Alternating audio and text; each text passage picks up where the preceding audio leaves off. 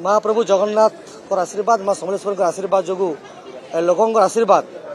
समस्त कार्यकर्ता आशीर्वाद जो संभव होती निश्चित भाव में भारतीय जनता पार्टी सारा ओडिशा रे सरकार करिवो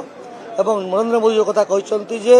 सारा ओडिशा को भारत वर्ष एक नंबर करेंगे निश्चित भाव में ओडिशा को केवल भाव एक नंबर राज्य कर सारा भारत वर्ष चेष्टा करा जिवो एवं निश्चित भाव में मुझे चेष्टा करी भटली विधानसभा ओडिशा केमती भाव में एक नंबर कर तब चेष्टा कर संग्राम जीवन सारा जारी रहिबो लोकों हित पाई लोकों सकाशे लोकों किभली भाव में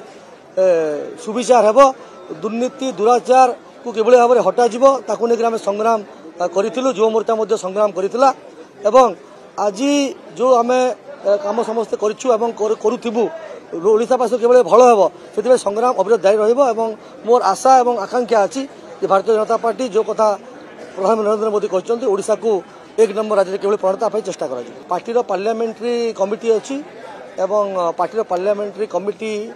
से विषय निष्पत्ति नेबे आ पार्टी प्रक्रिया एवं से कमिटी आसला जहाँ घोषणा हे से अनुसार से विषय स्थिर कर।